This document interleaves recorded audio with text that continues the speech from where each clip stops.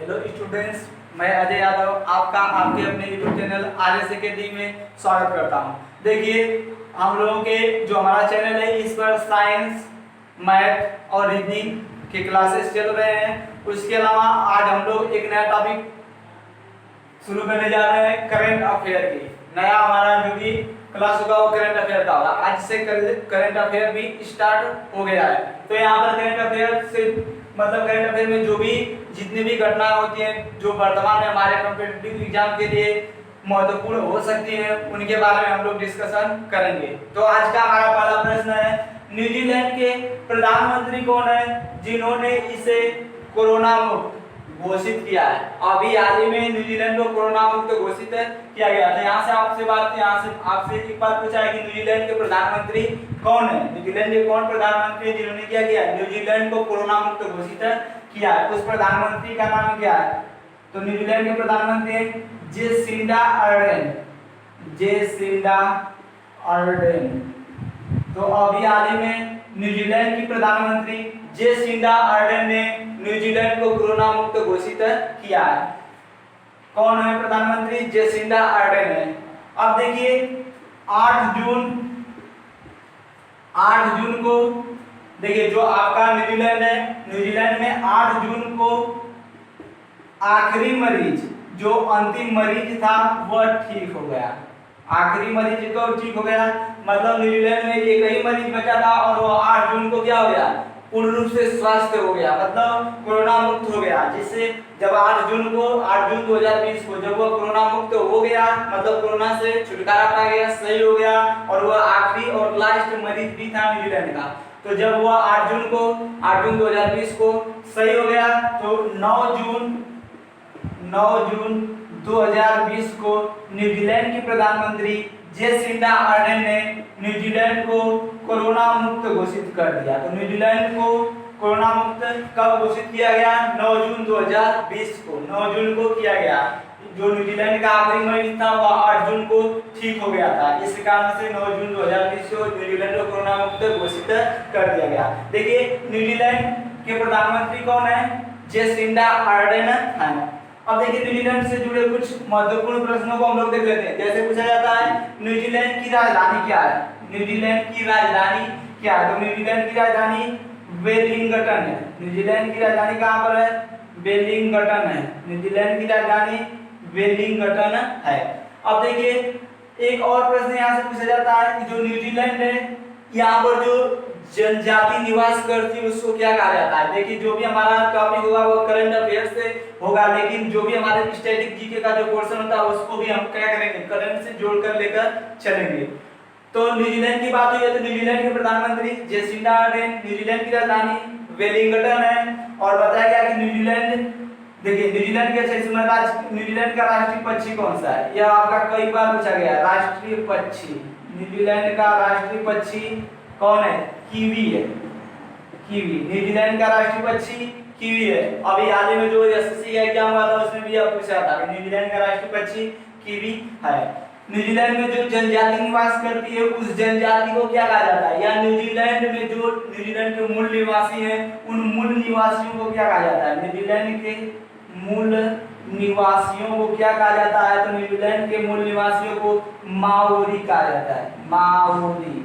या आपसे अभी प्रश्न बन जाता है कि माओरी जनजाति कहाँ पर निवास करती है? तो कहाँ पर निवास करती है? कहाँ के मूल निवासी हैं? तो कहाँ के? न्यूजीलैंड के।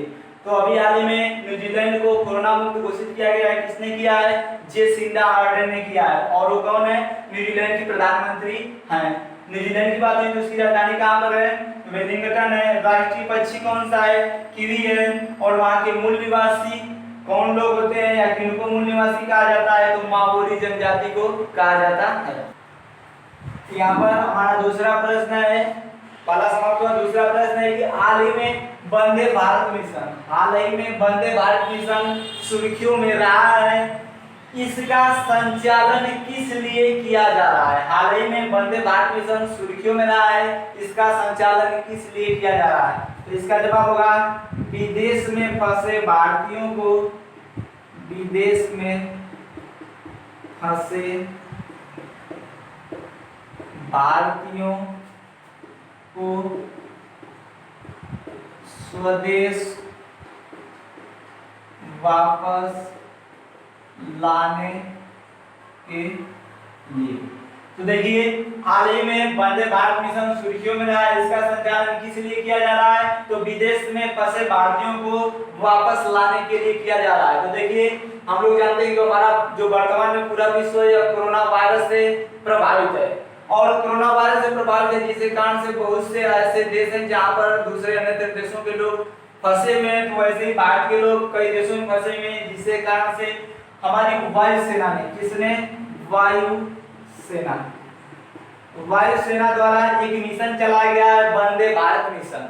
और इसी मिशन के तहत जो भी विदेशों में भारतीय हमारे जो फंसे हुए हैं उनको अपने देश मतलब भारत में वापस लाने का प्रयास है किया जा रहा है। तो अभी हाल ही में वंदे भारत मिशन सुर्खियों में रहा है। इसका संचालन किस लिए किया जा रहा है? तो विदेश में जो भी भारतीय फंसे उनको भारत में वापस लाने के लिए किया जा रहा है। अब देखिए जो वंदे भारत मिशन है इसको किसने संचालन इसका किसने किया है, मतलब इसको किसने शुरू किया है? तो वायुसेना ने शुरू किया है। अब देखिए वायुसेना ने शुरू किया तो यहाँ पर बात आई है वायुसेना की। वायुसेना को एयरफोर्स भी कहते हैं। देखिए वायुसेना दिवस कब मनाया जाता है? इससे प्रश्न बनता है कि वायुसेना दिवस कब मनाया जाता है? तो कब मनाया जाता है वायुसेना दिवस? 8 अक्टूबर को। कब मनाया जाता है? 8 अक्टूबर को वायुसेना दिवस मनाया जाता है। वायुसेना दिवस 8 अक्टूबर को मनाया जाता है। अब ये भी प्रश्न बनता है कि वायुसेना के वर्तमान में अध्यक्ष कौन है? वायुसेना के वर्तमान में अध्यक्ष कौन है? तो वायुसेना के वर्तमान में अध्यक्ष कौन है?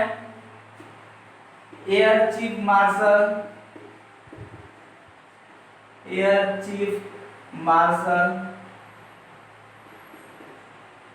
VS Dhanoa, sorry air chief marshal RKS Bhadauria.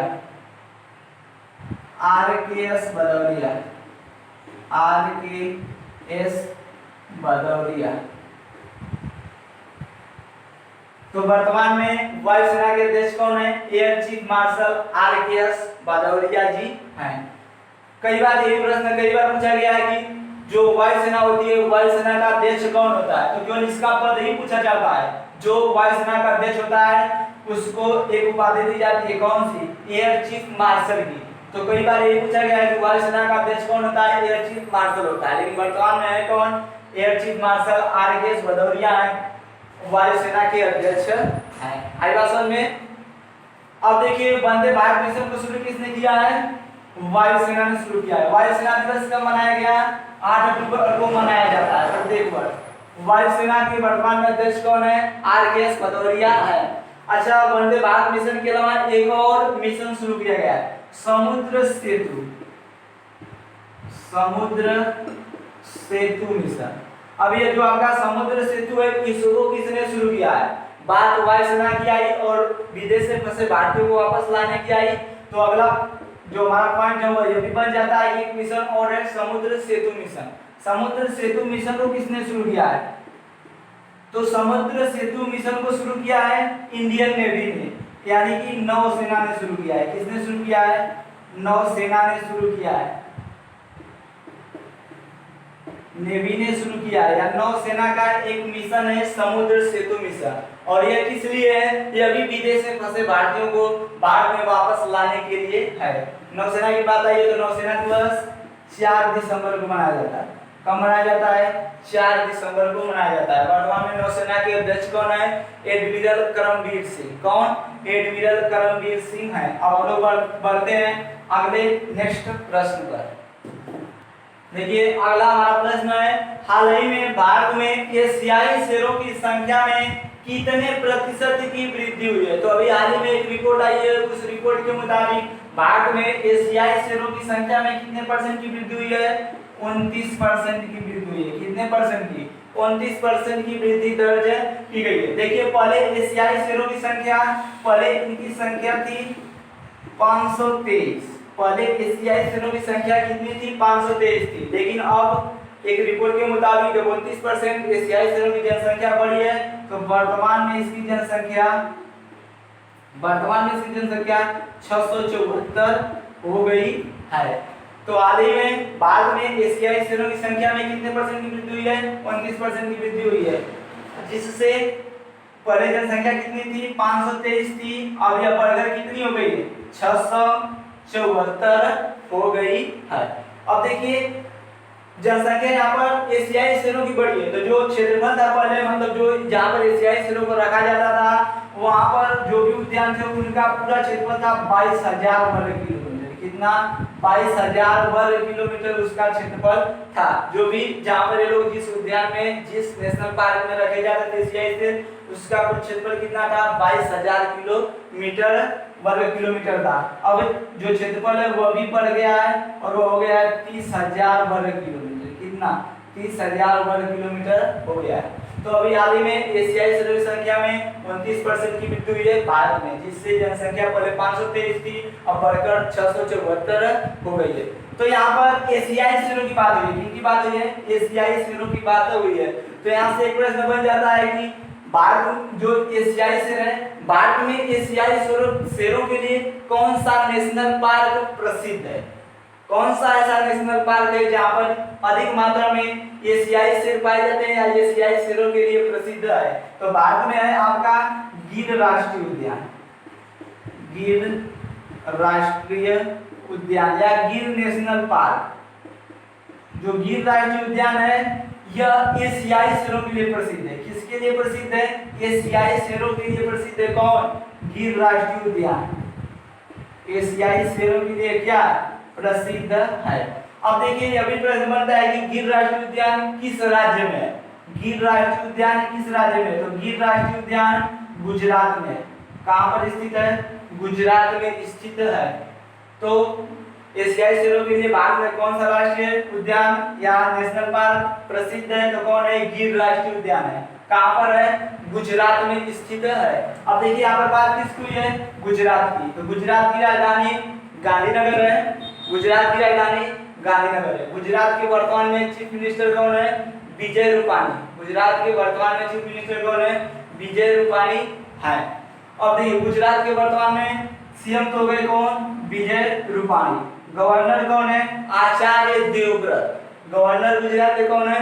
Acharya Devvrat है। और एक और प्रश्न इससे बनता है कि भारत के सबसे बड़े उस मतलब भारत के उस राज्य का नाम बताइए जो जिसकी सीमा स्थलीय सीमा जिसकी समुद्री सीमा समुद्री सीमा सबसे ज्यादा लगती है। तो जो हमारा गुजरात है उसकी जो सीमा लगती है वो 1600 किलोमीटर। कितना? 1600 किलोमीटर लगती है। तो अब हम लोग बढ़ते हैं अगले नेक्स्ट प्रश्न पर। तो देखिए हमारा यहाँ पर अगला प्रश्न है, हाल ही में किस देश ने WHO से अपने सभी संबंध तोड़ने की घोषणा की है? तो अभी हाल ही में कौन सा देश है जिसने कहा है कि हम अपना सभी संबंध WHO से तोड़ देंगे? तो इसका सही जवाब है अमेरिका। अभी हाल ही में अमेरिका के राष्ट्रपति डोनाल्ड ट्रंप, अमेरिका के राष्ट्रपति डोनाल्ड ट्रंप, राष्ट्रपति कौन है अमेरिका के? डोनाल्ड ट्रंप है। Donald Trump.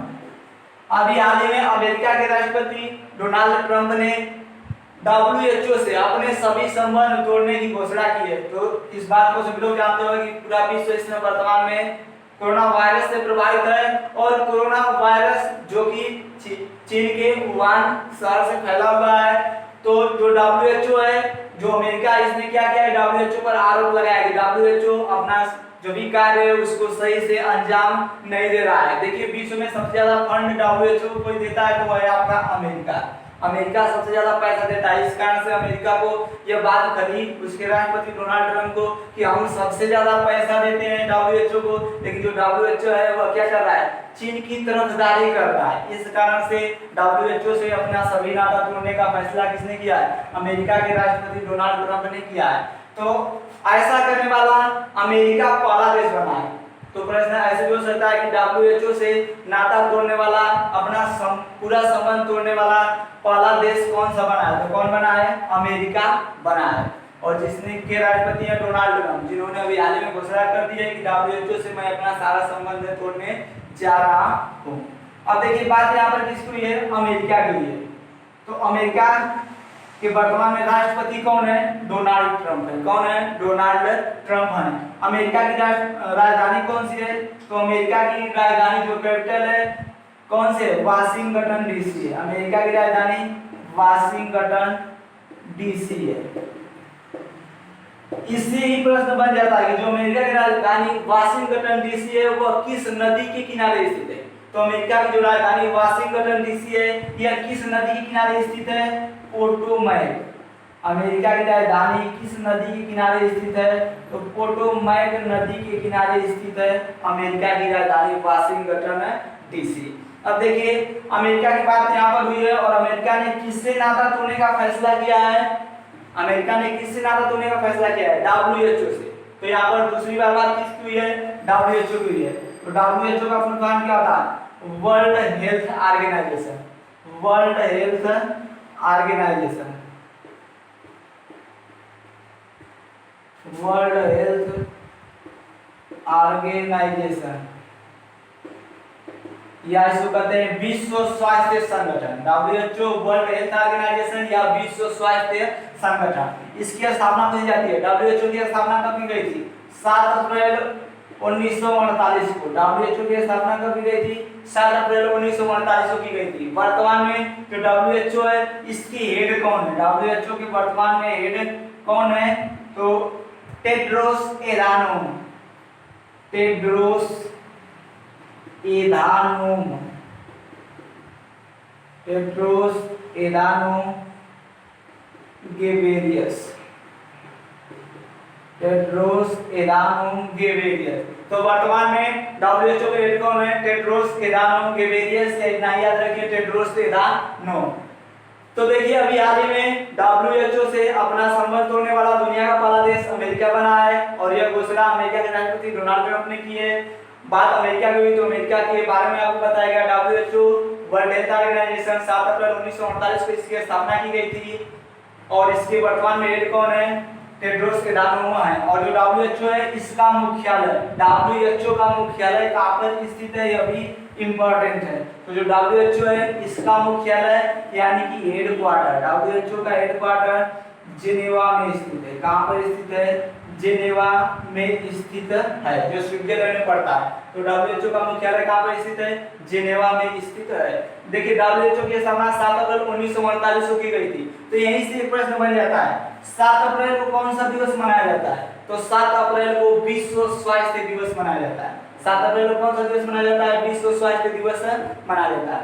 तो पहला देश कौन बना है जिसने WHO से अपना सभी संबंध तोड़ने की घोषणा की है, अमेरिका। एक और प्रश्न बन चुका है, दुनिया का वह दूसरा कौन सा देश बना है जिसने यह घोषणा की है कि हम अमेरिका से अपने सारे संबंध तोड़ने जा रहे हैं। तो दूसरा हाल ही में ऐसे प्रश्न होगा, हाल ही में दूसरा कौन सा देश बना है जिसने WHO से अपना सभी संबंध तोड़ने की घोषणा की है। तो दुनिया का दूसरा पहला देश तो अमेरिका बना है, लेकिन दूसरा देश कौन बना है, ब्राजील। दूसरा देश ब्राजील बना है जिसने अमेरिका से अपने सभी संबंध तोड़ने की घोषणा की है। आई बात समझ में। तो ब्राजील, यहाँ पर ब्राजील की बात हुई है। ब्राजील के इस वर्तमान में राष्ट्रपति हैं, ब्राजील के राष्ट्रपति हैं जो 26 जनवरी 2020 को हमारे मुख्य अतिथि भी थे, जेयर बोल्सोनारो। Jair Bolsonaro. तो ब्राजील के राष्ट्रपति जेयर बोल्सोनारो ने घोषणा कर दी है कि अब हम भी क्या कर रहे हैं, WHO से सब अपना सभी संबंध तोड़ने जा रहे हैं। बात किसकी है, ब्राजील की। तो ब्राजील के राष्ट्रपति जेयर बोल्सोनारो। ब्राजील की राजधानी ब्राजीलिया है, ब्राजील की राजधानी ब्राजीलिया है। आई बात समझ में, तो मुझे विश्वास है ये बातें आप लोगों को समझ में आई होंगी। अब हम लोग बढ़ते हैं अगले प्रश्न पर। देखिए हमारा अगला प्रश्न है, हाल ही में बेजान दारूवाला, एक व्यक्ति का नाम है बेजान दारूवाला। हाल ही में बेजान दारूवाला का निधन हुआ है। वे थे, मतलब वे क्या थे, अभी हाल ही में बेजान दारूवाला का निधन हुआ है, वे कौन थे या वे क्या थे, तो प्रसिद्ध ज्योतिष थे या प्रख्यात ज्योतिष।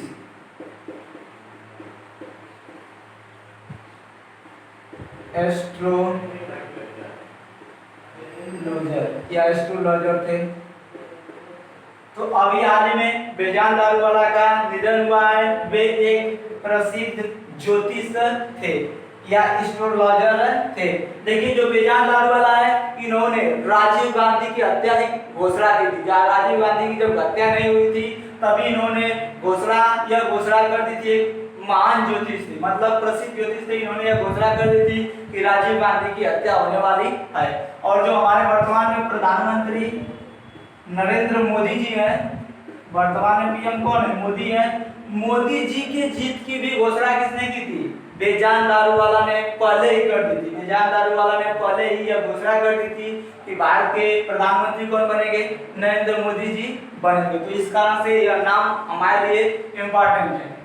देखिए बेजान दारू वाला, इन्होंने क्या है? प्रसिद्ध ज्योतिष हैं। इन्होंने किसकी घोषणा की थी? राजीव गांधी की हत्या की घोषणा की थी और मोदी जी के विजय की घोषणा की थी। मोदी जी की बात है तो भारत के वर्तमान प्रधानमंत्री कौन है? नरेंद्र मोदी हैं। और 21 नंबर के प्रधानमंत्री हैं, 15 में भारत के 15वें प्रधानमंत्री हैं कौन? नरेंद्र मोदी। तो हम लोग नेक्स्ट प्रश्न पर पढ़ते हैं। देखिए अभी आपको बताया गया पिछले प्रश्न में कि जो बेजान दारू वाला थे उनका निधन हुआ है। वे कौन थे? तो वे भारत के एक प्रख्यात ज्योतिष थे और उन्होंने मोदी जी की जीत की और राजीव गांधी की हत्या की घोषणा की थी। और एक और बात, जो बेजान दारू वाला थे उनका निधन किस कारण से हुआ? तो कोविड-19 के कारण। किस कारण हुआ? कोविड-19, यानी वे कोरोना वायरस से प्रभावित थे, जिसके कारण से बेजान दारू वाला का निधन हुआ है। तो अब हम लोग नेक्स्ट अगले प्रश्न पर बढ़ते हैं। अगला प्रश्न है हमारा, हाल ही में रोमानिया में भारत का अगला राजदूत किसे नियुक्त किया गया है? हाल ही में रोमानिया में भारत का अगला राजदूत किसे नियुक्त किया गया है? तो देखिए राहुल श्रीवास्तव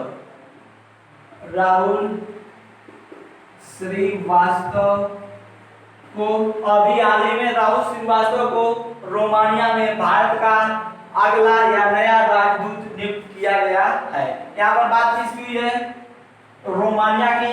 रोमानिया में भारत का अगला राजदूत किसे बनाया गया? राहुल श्रीवास्तव को बनाया गया है। और राहुल श्रीवास्तव कौन है? तो IFS के 1999 बैच के अधिकारी हैं। IFS बैच के 1999 बैच के क्या है? एक अधिकारी है राहुल श्रीवास्तव। अब देखिए यहाँ पर बात किसकी आई है? राहुल श्रीवास्तव कहाँ पर भारत का अगला राजदूत बनाया गया है? तो रोमानिया में। तो एक बात याद रख लीजिए, र से आपका रोमानिया होगा और र से कौन होंगे? राहुल श्रीवास्तव। तो रोमानिया में किनको बनाया गया? राहुल श्रीवास्तव को बनाया गया है। अब देखिए यहाँ पर बात किसकी आई है? रोमानिया की। तो रोमानिया की राजधानी बुखारेस्ट है। रोमानिया की राजधानी बुखारेस्ट है। यह कई बार पूछा गया कि रोमानिया की राजधानी कहाँ पर है? बुखारेस्ट है। रोमानिया की करेंसी क्या है? यानी कि मुद्रा, रोमानिया की मुद्रा या करेंसी क्या है? तो रोमानियन ल्यू। रोमानियन ल्यू। तो अभी हाल ही में रोमानिया में भारत का अगला राजदूत या नया राजदूत किसे बनाया गया? राहुल श्रीवास्तव को। वो कौन थे? IFS बैच 1999 के अधिकारी थे। रोमानिया की बात है तो रोमानिया की राजधानी बुखारेस्ट है। रोमानिया की वर्तमान में करेंसी या मुद्रा कौन है? तो रोमानियन ल्यू है। अब देखिए यहाँ पर एक बात होती है, कहीं कहीं पर हम देखते हैं कि कहीं पर राजदूत नियुक्त किए जाते हैं। जैसे कहीं पर आप देखेंगे तो कहीं पर राजदूत नियुक्त किया जाता है और कहीं पर उच्चायुक्त होते हैं या हायर कमिश्नर होते हैं। इसको एम्बेसडर कहते हैं और एक होते हैं आपके उच्चायुक्त यानी कि हायर कमिश्नर। तो यहाँ पर एक बात कंफ्यूज करती है कि कहाँ पर उच्चायुक्त नियुक्त किए जाते हैं और कहाँ पर राजदूत नियुक्त किए जाते हैं। यहाँ पर बात देखिए, यहाँ पर राजदूत है, राजदूत जिसको एम्बेसडर कहते हैं, और एक होता है आपका उच्चायुक्त जिसको हम हायर कमिश्नर कहते हैं। तो देखिए ऐसे देश जो अंग्रेजों के गुलाम रहे हैं, ऐसे देश जो कभी न कभी अंग्रेजों के गुलाम रहे हैं, वहां पर उच्चायुक्त नियुक्त किए जाते हैं या हायर कमिश्नर नियुक्त किए जाते हैं। ऐसे देश जो अंग्रेजों के कभी न कभी गुलाम रहे हैं, वहां पर उच्चायुक्त या हायर कमिश्नर नियुक्त किए जाते हैं। लेकिन जो अंग्रेजों के गुलाम नहीं रहे हैं वहां पर क्या किया जाता है, राजदूत नियुक्त किए जाते हैं या एम्बेसडर बनाए जाते हैं। तो बेसिक सा यहाँ से बेसिक सी नॉलेज थी यह कि जो राजदूत होते हैं वे कहाँ पर नियुक्त किए जाते हैं, तो वे देश जहाँ जो अंग्रेजों के कभी गुलाम नहीं हुए हैं, और वे देश जो अंग्रेजों को कभी न कभी गुलाम रह चुके हैं वहां पर उच्चायुक्त या हायर कमिश्नर नियुक्त किए जाते हैं। आई बात समझ में, मुझे विश्वास है बात आपको समझ में आई होगी। अब हम लोग बढ़ते हैं अगले प्रश्न की। देखिए हम लोगों का अगला प्रश्न है पर्यावरण प्रदर्शन सूचकांक यानी कि इन्वायरमेंट परफॉर्मेंस इंडेक्स EPI 2020 में भारत की रैंकिंग क्या है। देखिए पूरे विश्व में जो भी पर्यावरण की स्थितियां हैं उनको उनका आकलन करते हुए एक इंडेक्स जारी किया गया है, पर्यावरण प्रदर्शन सूचकांक या इन्वायरमेंट परफॉर्मेंस इंडेक्स EPI 2020 में जारी किया गया है। इसमें भारत की रैंकिंग क्या है, तो जो हमारा देश है भारत की 168वीं रैंकिंग है, यानी भारत किस नंबर पर है, 168वें स्थान पर है। किस रिपोर्ट में, इन्वायरमेंट परफॉर्मेंस इंडेक्स या पर्यावरण प्रदर्शन सूचकांक में भारत का स्थान 168वां है। अब देखिए भारत का स्थान है 168वां, यह देखिए पर्यावरण प्रदर्शन सूचकांक, इससे यह पता चल जाता है कि जो भी ये इंडेक्स है यह किस लिए जारी किया गया है, जो भी पूरे विश्व में जो भी हमारे अन्य देश हैं सभी देशों के जो पर्यावरण से संबंधित जो भी वहां पर समाज में जो कुछ भी हो रहा है उसको मद्देनजर रखते हुए यहाँ पर क्या किया गया है, इस रैंकिंग को बनाया गया है। कहाँ पर कैसी व्यवस्था है, कितना अच्छा शुद्ध पर्यावरण कहाँ पर है, शुद्ध वातावरण कहाँ का है, इस आधार पर। तो देखिए इसमें भारत को कौन सा स्थान मिला है, 168वां स्थान मिला है। अब देखिए यहाँ पर बात करते हैं टोटल यानी कुल कितने देशों को इस रिपोर्ट में शामिल किया गया, तो इस रिपोर्ट में कुल 180 देशों को शामिल किया गया था। कुल कितने देशों को शामिल किया गया था, 180 देशों को शामिल किया गया था। अब 180 देशों में भारत की रैंकिंग कौन थी, 168वीं रैंकिंग थी। अब देखिए भारत की जो 168वीं रैंकिंग थी, पहली रैंकिंग कौन थी, पहले स्थान पर इस जो आपका पर्यावरण प्रदर्शन सूचकांक है इसमें पहले स्थान पर कौन था, तो जो ये पर्यावरण प्रदर्शन सूचकांक है भारत की रैंकिंग 168वीं, पहले स्थान पर डेनमार्क, याद रखिएगा डेनमार्क है पहले स्थान पर। दूसरे स्थान पर लग्जमबर्ग,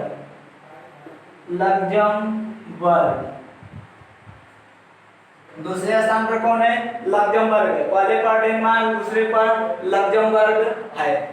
अब देखिए यहाँ पर इसमें और अन्य तरह के देशों के जैसे फ्रांस की बात करें तो फ्रांस 5वें स्थान पर रहा, किस स्थान पर, 5वें पर रहा। अच्छा तीसरे पर बात करें, तीसरे पर ब्राजील था, कौन, तीसरे पर सॉरी बेल्जियम, तीसरे पर कौन, बेल्जियम। देखिए यहाँ पर फ्रांस किस नंबर पर था, 5वें पर। अगर जानी मानी जो हस्ती उनकी बात करें, चीन की बात करें तो चीन 142वें स्थान पर था, कौन से स्थान पर, 142वें स्थान पर था। अमेरिका की बात करते हैं तो अमेरिका का स्थान, अमेरिका 120वें स्थान पर था। अमेरिका किस स्थान पर था, सॉरी अमेरिका 42वें स्थान पर था, किस स्थान पर, 42वें स्थान पर था। तो अभी हाल ही में पर्यावरण प्रदर्शन सूचकांक जारी किया गया जिसमें भारत की रैंकिंग कौन सी है, 168वीं, भारत की रैंकिंग 168वीं है। देखिए भारत की रैंकिंग 168वीं है। डेनमार्क पहले स्थान पर, लग्जमबर्ग दूसरे स्थान पर, फ्रांस 5वें स्थान पर है, और यूके मतलब यूनाइटेड किंगडम जिसको हम ब्रिटेन कहते हैं, यूके की बात करें तो यूके 4थे नंबर पर है। देखिए यहाँ पर चीन को जो बताया गया है 142 नहीं है, 120 है। चीन किस नंबर पर है, 120वें नंबर पर है 180 देशों की सूची में। अमेरिका 42वें स्थान पर है, और इसी से याद कर लीजिएगा पाकिस्तान, जो पाकिस्तान है उसकी 142, अमेरिका 42, पाकिस्तान 142। लेकिन ये लोग इंपॉर्टेंट नहीं है, हमें बस ये बात ध्यान रखना है कि भारत की रैंकिंग क्या है, 168वीं है। पहले स्थान पर कौन रहा है, डेनमार्क, और दूसरे स्थान पर कौन रहा है, लग्जमबर्ग। तो देखिए यहाँ पर पहले स्थान पर कौन रहा है, डेनमार्क। तो डेनमार्क के बारे में बात करते हैं। डेनमार्क की राजधानी, इसकी राजधानी कहाँ पर है, इसकी जो राजधानी है कोपेनहेगन है, कोपेनहेगन। डेनमार्क की राजधानी कहाँ पर है, कोपेनहेगन है। और ये बात ध्यान रखिएगा, जो पर्यावरण प्रदूषण सूचकांक है इसमें 2020 में भारत का स्थान 168वां रहा है। और ये जो रिपोर्ट है ये प्रत्येक 2 वर्ष के बाद जारी की जाती है। जो देखिए यहाँ पर बात की गई पर्यावरण प्रदूषण सूचकांक की, तो ये बताया गया आपको कि जो यह रिपोर्ट है पर्यावरण प्रदूषण सूचकांक की, यह प्रत्येक 2 वर्ष बाद जारी की जाती है। कितने वर्ष बाद? प्रत्येक 2 वर्ष बाद जारी की जाती है। कौन? पर्यावरण प्रदूषण सूचकांक कब जारी किया जाता है? प्रत्येक 2 वर्ष बाद जारी किया जाता है। तो 2020 में भारत का स्थान 168वां था, तो 2020 की पहले रिपोर्ट कब जारी की गई होगी? 2018 में, 2 साल पहले। तो 2018 में भारत का स्थान कौन सा था? तो 2018 में भारत का स्थान 177वां था। तो 2018 में भारत किस नंबर पर था? 177वें नंबर पर। तो बस आपको बातें ध्यान रखनी है। पर्यावरण प्रदूषण सूचकांक अभी हाल ही में जारी किया गया है, जिसमें 2020 में भारत की रैंकिंग 168वीं, पहले स्थान पर डेनमार्क, दूसरे पर लग्जमबर्ग है। और यह रिपोर्ट कितने समय के बाद जारी की जाती है? 2 वर्ष बाद जारी की जाती है। जब 2 वर्ष बाद जारी की जाती है तो 2018 में इससे पहले जारी की गई होगी। तो 2018 में भारत का स्थान कौन सा था? 177वां स्थान था। अब हम लोग बढ़ते हैं इस वीडियो के लास्ट प्रश्न की। देखिए हम लोगों का अगला प्रश्न है, हाल ही में फिनलैंड में भारत का अगला राजदूत यानी कि ब्रांड एम्बेसडर या एम्बेसडर किसे नियुक्त किया गया है? तो अभी हाल ही में फिनलैंड में भारत का अगला राजदूत रवीश कुमार को बनाया गया है। किसको? रवीश कुमार को बनाया गया है। रवीश कुमार। अब देखिए कि आपके जो एनडीटीवी वाले रवीश कुमार नहीं है, एनडीटीवी के रवीश कुमार नहीं है। एनडीटीवी के जो रवीश कुमार है उनको जो एशिया का नोबेल कहा जाता है, रमन मैग्सेसे पुरस्कार मिला है। लेकिन यहाँ पर जो रवीश कुमार है ये वे रवीश कुमार नहीं है, एनडीटीवी वाले रवीश कुमार नहीं है। तो अभी हाल ही में फिनलैंड में भारत का अगला राजदूत किसे बनाया गया है? रवीश कुमार को बनाया गया है। कहाँ पर बनाया गया है? फिनलैंड में। तो अभी आपको बताया गया राजदूत कहाँ पर नियुक्त किए जाते हैं? वे देश जो कभी अंग्रेजों के गुलाम नहीं हुए वहां पर राजदूत बनाए जाते हैं, राजदूत नियुक्त किए जाते हैं। और वे देश जो अंग्रेजों के कभी न कभी गुलाम रहे हैं वहां पर क्या नियुक्त होते हैं? हायर कमिश्नर या उच्चायुक्त। जो कॉमनवेल्थ गेम वाला है आपका, जो भी उसमें 54-53 ऐसे कुछ देश हैं, वे सभी क्या है? अंग्रेजों के कभी न कभी गुलाम रह चुके हैं। तो यहाँ पर बात हुई है किसकी? फिनलैंड की। फिनलैंड में रवीश कुमार को भारत का अगला राजदूत बनाया गया है। तो बात किसकी है? फिनलैंड की। फिनलैंड की राजधानी हेलसिंकी है। फिनलैंड की राजधानी हेलसिंकी है। फिनलैंड की मुद्रा क्या है, यानी कि करेंसी क्या है? तो फिनलैंड की जो करेंसी है, जो मुद्रा है, उसका नाम है यूरो। फिनलैंड की मुद्रा यूरो है। अब देखिए जो फिनलैंड है, फिनलैंड से एक और प्रश्न बनता है कि 1000 झीलों की भूमि या झीलों के देश के नाम से किसे जाना जाता है? तो झीलों का देश किसे कहा जाता है? फिनलैंड को कहा जाता है। या 1000 झीलों का देश किसे कहा जाता है? तो फिनलैंड को कहा जाता है। तो यहाँ पर रवीश कुमार को अभी हाल ही में फिनलैंड का नया राजदूत, फिनलैंड में भारत का नया राजदूत बनाया गया है। यहाँ पर बात किसकी है? फिनलैंड की। फिनलैंड की राजधानी हेलसिंकी, मुद्रा यूरो। अब फिनलैंड को क्या कहा जाता है विश्व में? फिनलैंड को किस नाम से जाना जाता है? झीलों की भूमि के नाम से जाना जाता है, या झीलों के देश के नाम से जाना जाता है, या 1000 झीलों के देश के नाम से जाना जाता है। जो फिनलैंड है, फिनलैंड के वर्तमान में प्रधानमंत्री कौन है? तो देखिए फिनलैंड के सोफी विल्म, सोफी विल्म है। देखिए जो फिनलैंड है, सोफी विल्म यहाँ के नहीं है, आपके बेल्जियम के जो फिनलैंड के उनका नाम है सना मारिन। सना मारिन, सना मारिन। तो यहाँ पर बात हुई है फिनलैंड की। फिनलैंड की राजधानी हेलसिंकी, मुद्रा यूरो। और यहाँ के जो प्राइम मिनिस्टर है वे कौन है? सना मारिन है। और जो सना मारिन है यह विश्व की सबसे कम उम्र की, मतलब सबसे युवा बनी है प्रधानमंत्री। और ये भी कितने वर्ष की है? 34 वर्ष की। कितनी वर्षीय? 34 वर्षीय है, या 24 ईयर ओल्ड की है। 34 ईयर ओल्ड की है। तो यहाँ पर जो भी इंपॉर्टेंट प्रश्न थे आपको बताए गए। आप एक जो भी बताया गया आपको मैटर एक कैसा लगा कमेंट बॉक्स में इस पर अपनी राय जरूर दें। इस वीडियो को देखने के लिए आप लोगों का धन्यवाद।